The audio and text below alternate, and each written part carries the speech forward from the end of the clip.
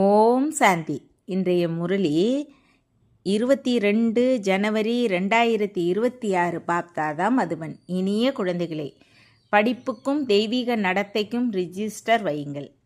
தன் மூலமாக எந்த தவறும் நடக்கவில்லைதானே என்பதை தினந்தோறும் சோதனை செய்யுங்கள். கேள்வி: குழந்தைகள், நீங்கள் எந்த முயற்சியால் ராஜ திலகத்தை பெற முடியும்? பதில்: 1. எப்போதும் கீழ்ப்படிந்து நடப்பதற்கு முயற்சி செய்யுங்கள். சங்கமயுகத்தில் கட்டளைப்படி நடப்பவர் என்ற திலகத்தை வைத்து கொண்டால் ராஜ திலகம் கிடைக்கும். நேர்மையற்றவர் என்றால் கட்டளையை ஏற்காதவர், அவரால் ராஜ திலகத்தை பெற முடியாது. 2. எந்த வியாதியும் சர்ஜனிடம் மறைக்கக்கூடாது, மறைத்தால் பதவி குறையும். தந்தையைப் போல அன்பு கடலாக மாறினால் ராஜ திலகம் கிடைக்கும். ஓம் சாந்தி. ஆன்மீக தந்தை ஆன்மீக குழந்தைகளுக்கு புரிய வைக்கிறார். படிப்பு என்றால் புரிதல். இந்த படிப்பு மிக எளியது, மிக உயர்ந்தது, மிக உயர்ந்த பதவி தரக்கூடியது என்பதை குழந்தைகள் நீங்கள் புரிந்து கொள்கின்றீர்கள். இந்த படிப்பை நாம் உலகின் எஜமானர்கள் ஆவதற்காக படித்து கொண்டு இருக்கிறோம் என்பது குழந்தைகள் உங்களுக்கு மட்டுமே தெரியும். அதனால் படிப்பவர்களுக்கு அதிக மகிழ்ச்சி இருக்க வேண்டும். எவ்வளவு உயர்ந்த படிப்பு இது! அதே கீதையின் காலமாகவும் இருக்கிறது, சங்கம யுகமாகவும் இருக்கிறது. குழந்தைகள், நீங்கள் இப்போது விழித்து விட்டீர்கள். மற்ற எல்லோரும் உறங்கிக் கொண்டு இருக்கிறார்கள். மாயாவின் உறக்கத்தில் தூங்கிக் கொண்டு இருக்கிறார்கள் என பாடலும் இருக்கிறது. உங்களை தந்தை வந்து எழுப்பி இருக்கிறார். இனிய குழந்தைகளே, கல்பம் முன்னர் எப்படி செய்தீர்களோ அப்படி இப்போது நினைவு யாத்திரையின் பலத்தால் நீங்கள் முழு உலகையும் ஆட்சி செய்ய வேண்டும் என்ற ஒரு விஷயத்தை மட்டும் புரிய வைக்கிறார். தந்தை இந்த நினைவை கொடுக்கிறார். ஒவ்வொரு கல்பமும் நாம் இந்த யோக பலத்தில் உலகின் எஜமானராகிறோம். பிறகு தெய்வீக குணங்களையும் தாரணை செய்கிறோம் என்ற நினைவு வந்திருப்பதை குழந்தைகளும் புரிந்து கொள்கின்றீர்கள். யோகத்தின் மீது முழு கவனமும் கொடுக்க வேண்டும். இந்த யோக பலத்தால் குழந்தைகள் உங்களிடம் தெய்வீக குணங்கள் தாமாகவே வரும். உண்மையில் மனிதரிலிருந்து தேவராக மாறவே இந்த பரீட்சை இருக்கிறது. யோக பலத்தால் மனிதரிலிருந்து தேவராக மாறவே நீங்கள் இங்கு வருகின்றீர்கள். மேலும் நமது யோக பலத்தால் முழு உலகமும் பவித்திரமாக வேண்டும் என்பதும் உங்களுக்கு தெரியும். பவித்திரமாக இருந்த உலகம் இப்போது அப்பவித்திரமாக மாறியிருக்கிறது. முழு சக்கரத்தின் ரகசியத்தை குழந்தைகள் நீங்கள் புரிந்து கொண்டீர்கள். அது உள்ளத்திலும் இருக்கிறது. ஒருவர் புதியவராக இருந்தாலும் இந்த விஷயங்களை எளிதில் புரிந்து கொள்ளும்படி இருக்கின்றன. நீங்கள் தேவராக பூஜைக்குரியவராக இருந்தீர்கள், பிறகு பூஜாரியாக தமோ பிரதானமாக மாறினீர்கள். வேறு யாரும் இப்படி சொல்லவும் முடியாது. அது பக்தி மார்க்கம், இது ஞான மார்க்கம் என்று தந்தை தெளிவாக சொல்கின்றார். பக்தி கடந்து விட்டது. கடந்த விஷயங்களை நினைவு செய்யாதீர்கள், அது இறங்கும் விஷயம். இப்போது தந்தை உயர விஷயங்களை சொல்கிறார். நாம் நிச்சயம் தெய்வீக குணங்களை தாரணை செய்ய வேண்டும் என்பது குழந்தைகளுக்கு தெரியும். நான் எவ்வளவு நேரம் நினைவில் இருந்தேன், நான் என்னென்ன தவறுகளை செய்தேன் என தினந்தோறும் சாட்டில் எழுத வேண்டும். தவறு செய்தால் மிகப்பெரிய காயமும் ஏற்படுகிறது. அந்த படிப்பிலும் நடத்தை பார்க்கப்படுகிறது, இங்கும் நடத்தை பார்க்கப்படுகிறது. தந்தை உங்கள் நன்மைக்காகவே சொல்கிறார். படிப்பு மற்றும் நடத்தைக்கு அங்கு ரிஜிஸ்டர் வைக்கிறார்கள். இங்கும் குழந்தைகள் தெய்வீக நடத்தை உருவாக்க வேண்டும். தவறு நடக்கக்கூடாது என கவனம் வைக்க வேண்டும். நான் எந்த தவறும் செய்யவில்லை தானே என பார்க்க வேண்டும். எனவே கச்சேரியும் நடத்தப்படுகிறது. மற்ற எந்த பள்ளிக்கூடத்திலும் கச்சேரி நடப்பதில்லை. தனது உள்ளத்தை கேட்க வேண்டும். மாயாவின் காரணத்தால் ஏதாவது தவறுகள் நடந்து கொண்டே இருக்கின்றன. ஆரம்பத்திலும் கச்சேரி நடந்தது. குழந்தைகள் உண்மையை சொன்னார்கள். உண்மையை சொல்லவில்லை என்றால் அது தவறு அதிகமாகி கொண்டே போகும் என்பதை தந்தை புரிய வைத்து கொண்டே இருக்கிறார். நியமத்தை மீறினாலும் தவறு செய்தாலும் தண்டனை கிடைக்கும். தவறை சொல்லாத போது கீழ்ப்படியாதவர் என்ற திலகம் வைக்கப்படுகிறது. பிறகு ராஜ திலகம் கிடைக்க முடியாது. கட்டளையை ஏற்காத போது, நம்பிக்கை உரியவராக இல்லாத போது ராஜ்யத்தை பெற முடியாது. சர்ஜன் விதம் விதமாக புரிய வைத்து கொண்டு இருக்கிறார். சர்ஜனிடம் வியாதியை மறைத்தால் பதவியும் குறையும். சர்ஜனிடம் சொன்னால் யாரும் அடிக்கப் போவதில்லை, கவனமாக இரு என்று மட்டும் தந்தை சொல்வார். பிறகு அப்படிப்பட்ட தவறு செய்தால் நஷ்டம் ஏற்படும், பதவி வெகுவாக குறையும்.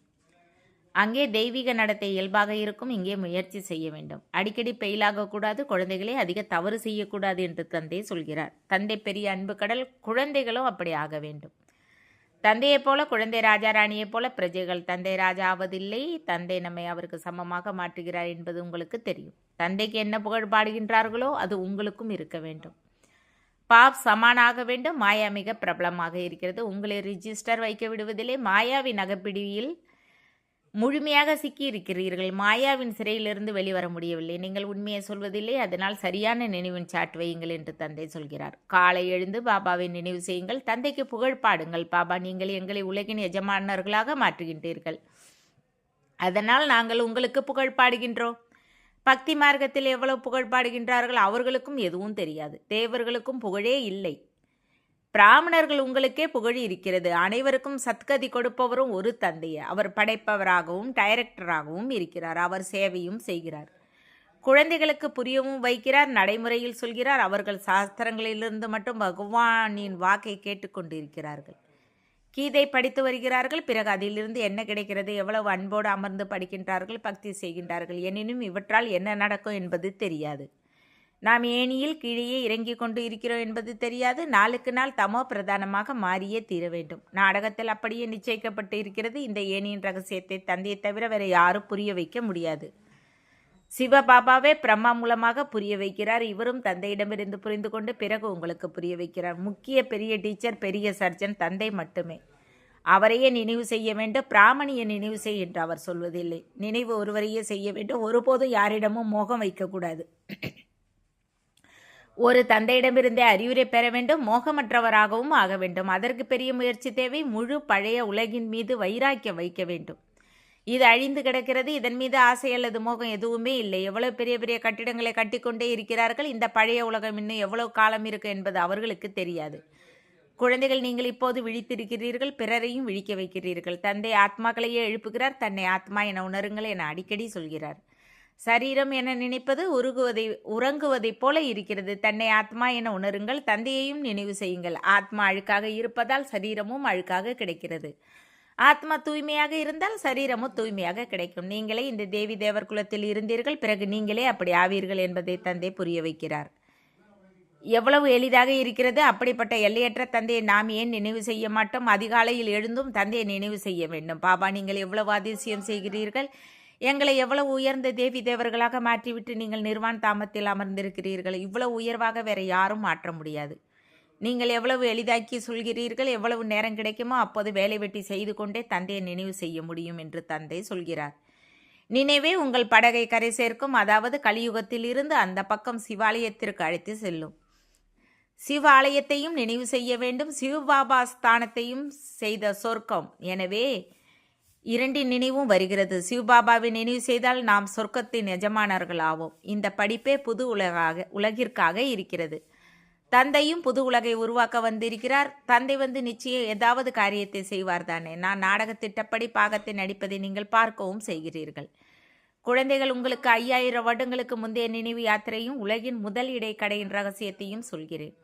ஒவ்வொரு 5000 வருடங்களுக்கு பிறகு தந்தை நம்முன் வருகிறார். ஆத்மாவே பேசுகிறது, சரீரம் பேசாது.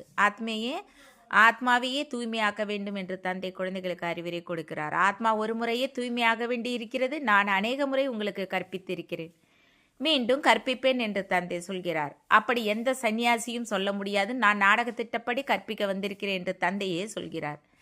கல்ப முன்னர் உங்களுக்கு கற்பித்து ராஜ்யத்தை எப்படி ஸ்தாபனை செய்திருந்தனோ அதே போல 5000 வருடங்களுக்கு பிறகும் வந்து கற்பிப்பேன். அநேக முறை உங்களுக்கு கற்பித்து ராஜ்யத்தை ஸ்தாபனை செய்திருக்கிறேன். எவ்வளவு அதிசயமான இந்த விஷயத்தை தந்தை புரிய வைக்கிறார். ஸ்ரீமத் எவ்வளவு உயர்ந்தது. ஸ்ரீமத்து மூலமாகவே நாம் உலகின் எஜமானர்கள் ஆகிறோம். அது மிகப்பெரிய பதவி. ஒருவருக்கு பெரிய லாட்டரி கிடைத்தால் புத்தி பேதலிக்கிறது. ஒருவர் போக போக ஹோப்செல் ஆகிறார்.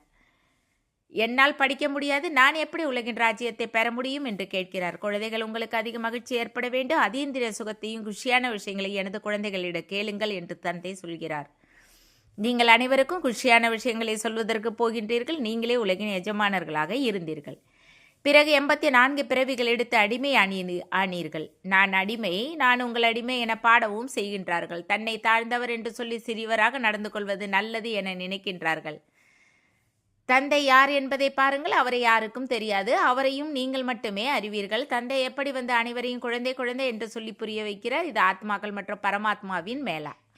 அவரிடமிருந்து நமக்கு சொர்க்கத்தின் ராஜ்யம் கிடைக்கிறது. மற்றபடி கங்கையில் குளிப்பதால் யாருக்கும் சொர்க்க ராஜ்யம் கிடைப்பது இல்லை. கங்கையில் பலமுறை குளித்திருக்கின்றார்கள். உண்மையில் தண்ணீர் கடலில் இருந்து வருகிறது. எனினும் இந்த மழை பொழிவதையும் இயற்கை என்று சொல்வார்கள். இந்த நேரம் தந்தை உங்களுக்கு எல்லாவற்றையும் புரிய வைக்கின்றார். ஆத்மாவே தாரணையும் செய்கிறது, சரீரம் செய்வதில்லை. உண்மையில் தந்தை நம்மை எதிலிருந்து எதுவாக மாற்றி இருக்கிறார் என்பதை நீங்கள் உணர்கின்றீர்கள்.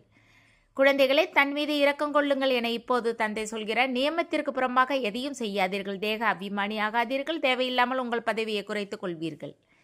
டீச்சர் புரிய வைப்பார் தானே. தந்தை எல்லையற்ற டீச்சர் என்பது உங்களுக்கு தெரியும். உலகில் எவ்வளவு அதிக மொழிகள் இருக்கின்றன. எந்த விஷயத்தை அச்சடித்தாலும் அனைத்து மொழிகளிலும் அச்சடிக்க வேண்டும். ஏதாவது புத்தகத்தை அச்சடித்தால் அனைவருக்கும் ஒவ்வொரு காப்பி அனுப்பி வையுங்கள். ஒவ்வொரு காப்பி நூலகத்திற்கும் அனுப்பி வைக்க வேண்டும். செலவை பற்றிய விஷயம் கிடையாது. பாபாவின் பொக்கிஷம் அதிகம் நிறைந்துவிடும். பைசாவை உங்களிடம் வைத்திருந்து என்ன செய்வீர்கள்? வீட்டிற்கு எடுத்து செல்ல மாட்டீர்கள். ஒருவேளை கொஞ்சம் வீட்டிற்கு எடுத்து சென்றால் பரமாத்மா யாகத்திலிருந்து திருடியதாக. ஐயோ, அப்படிப்பட்ட கெட்ட புத்தி யாருக்கும் இருக்கக்கூடாது. பரமாத்மாவின் யாகத்திலிருந்து திருடினால் அவரை போன்ற பெரிய பாவாத்மா யாரும் இருக்க முடியாது. எவ்வளவு கீழான நிலையாகிறது. இவையெல்லாம் நாடகத்தின் பாகமாக இருக்கிறது என்று தந்தை சொல்கிறார். நீங்கள் ஆட்சி செய்வீர்கள், அவர்கள் உங்கள் வேலைக்காரர்கள் ஆவார்கள். வேலைக்காரர்கள் இல்லாமல் ராஜ்யம் எப்படி நடக்கும்? கல்ப முன்னரும் இப்படியே ஸ்தாபனை நடந்தது. நீங்கள் உங்களுக்கு நன்மை செய்து கொள்ள விரும்பினால் ஸ்ரீமத் படி நடக்க வேண்டும், தெய்வீக குணங்களை தாரணை செய்ய வேண்டும் என்று இப்போது தந்தை சொல்கிறார். கோவப்படுவது தெய்வீக குணம் இல்லை, அது அசுரகுணம். ஒருவர் கோவப்பட்டால் நீங்கள் வாய்மூடி அமைதியாக இருக்க வேண்டும், பதில் தரக்கூடாது. ஒவ்வொருவர் நடத்தையிலிருந்து புரிந்து கொள்ள முடியும். அவகுணம் அனைவரிடமும் இருக்கிறது. ஒருவர் கோவப்பட்டால் அவரது முகம் பித்தளையை போல சிவக்கிறது. வாயிலிருந்து வெடிகுண்டு வீசுகிறார்கள். அதனால் தமக்கே நஷ்டத்தை ஏற்படுத்துகின்றார்கள். பதவி கெடுகிறது. அறிவு இருக்க வேண்டும். என்ன பாவம் செய்கிறீர்களோ அதை எழுதுங்கள் என்று தந்தை சொல்கிறார். தந்தையிடம் சொன்னால் மன்னிக்கப்படும், சுமை லேசாகும். ஜென்மங்களாக நீங்கள் விகாரத்தில் ஈடுபட்டு வருகின்றீர்கள். இந்த நேரம் நீங்கள் ஏதாவது பாவம் செய்தால் அதன் சுமை 100 மடங்கு ஆகும். தந்தையின் முன் தவறு செய்தால் 100 மடங்கு தண்டனை கிடைக்கும். தவறு செய்துவிட்டு சொல்லவில்லை என்றால் அது மேலும் வளர்ந்து கொண்டே இருக்கும். தனக்கு நஷ்டத்தை ஏற்படுத்தாதீர்கள் என்று தந்தை சொல்கிறார். தந்தை குழந்தைகளின் புத்தியை நல்லதாக மாற்ற வந்திருக்கிறார். இவர் என்ன பதவி பெறுவார் என்பது தந்தைக்கு தெரியும். அதுவும் 21 பிறவிகளின் விஷயம். யார் சேவை செய்யும் குழந்தைகளோ அவர்களின் சுபாவம் மிக இனிமையாக இருக்க வேண்டும். பாபா, இந்த தவறு நடந்துவிட்டது என சிலர் உடனே சொல்கின்றார்கள். பாபாவிற்கு மகிழ்ச்சி ஏற்படுகிறது. பகவானுக்கு மகிழ்ச்சி ஏற்பட்டால் வேறு என்ன வேண்டும்? இவர் தந்தை, டீச்சர், குரு மூவருமாக இருக்கிறார். இல்லை என்றால் மூவரும் வருத்தப்படுவார்கள். நல்லது. இனிமையிலே இனிமையான காணாமல் போய் கண்டெடுக்கப்பட்ட செல்ல குழந்தைகளுக்கு தாய் தந்தை பாப் தாதாவின் அன்பு நினைவுகள் மற்றும் காலை வணக்கம். ஆன்மீக குழந்தைகளுக்கு ஆன்மீக தந்தை நமஸ்காரம். ஆன்மீக தந்தைக்கு ஆன்மீக குழந்தைகளின் அன்பு நினைவுகள் மற்றும் நமஸ்காரம். தாரணைக்கான முக்கிய சாரம். 1. ஸ்ரீமத்துப்படி நடந்து உங்கள் புத்தியை நன்றாக வைக்க வேண்டும். எந்த நியமத்தையும் மீறாதீர்கள். கோபத்திற்கு ஆளாகி வாயிலிருந்து வெடிகுண்டு வீசாதீர்கள். அமைதியாக இருங்கள். 2. உள்ளபூர்வமாக ஒரு தந்தைக்கு புகழ் பாட வேண்டும். இந்த பழைய உலகின் மீது ஆசையோ அன்போ வைக்கக்கூடாது. எல்லையற்ற வைராக்கியாகி மோகமற்றவராக மாற வேண்டும். வரதானம். நினைவின் ஆதாரத்தில் மாயாவின் குப்பையிலிருந்து விலகி இருக்கும் சதா மகிழ்ச்சியானவராகுக. எப்படிப்பட்ட எந்த விஷயம் முன்னால் வந்தாலும் அதை தந்தையிடம் விட்டுவிடுங்கள். பாபா என உள்ளத்தின் ஆழத்திலிருந்து சொல்லுங்கள். அப்போது விஷயம் முடிந்துவிடும். இந்த பாபா என்ற வார்த்தையை உளமாற சொல்வதே மந்திரம். மாயா முதலில் தந்தையை மறக்க வைக்கிறது. அதனால் இந்த விஷயத்தின் மீது மட்டும் கவனம் கொடுங்கள். அப்போது தாமரை மலருக்கு சமமாக தன்னை அனுபவம் செய்வீர்கள். நினைவின் ஆதாரத்தில் மாயாவினுடைய பிரச்சனைகளின் குப்பையில் இருந்து சதா விலகி இருப்பீர்கள். ஒருபோதும் எந்த விஷயத்திலும் குழப்பம் அடைய மாட்டீர்கள். சதா மகிழ்ச்சியான மனநிலை மட்டுமே இருக்கும். ஸ்லோகன். பவித்திரத்தின் தாரணையையும் தர்மத்தின் வாழ்வில் கொண்டு வருபவரே மகான் ஆத்மா. ஸ்லோகன். பவித்திரத்தின் தாரணையையும் தர்மத்தையும் வாழ்வில் கொண்டு வருபவரே மகான் ஆத்மா. அவ்யக்த சைகை. இந்த அவ்யக்த மாதத்தில் பந்தன் முக்தாக இருந்து ஜீவன் முக்தி ஸ்திதி அனுபவம் செய்யுங்கள். தன்னை பந்தனங்களிலிருந்து விடுவிக்க தன் நடத்தையையும் கடுமையான சமஸ்காரத்தையும் மாற்ற வேண்டும். பந்தனத்தை ஏற்படுத்துபவர் தன் வேலையை செய்யட்டும். நீங்கள் உங்கள் வேலையை செய்யுங்கள். அவரது வேலையை பார்த்து பயப்படாதீர்கள். அவர் தன் வேலையை எந்த அளவு சக்தியோடு செய்வாரோ அந்த அளவு நீங்களும் சக்தியோடு செய்யுங்கள். அவரது குணத்தை எடுங்கள். அவர் எப்படி தன் காரியத்தை செய்கிறாரோ அப்படி நீங்களும் செய்யுங்கள். தன்னை பந்தனங்களிலிருந்து விடுவிக்க உத்தி கண்டுபிடியுங்கள். ஓம் சாந்தி. தேங்க்ஸ் பாபா.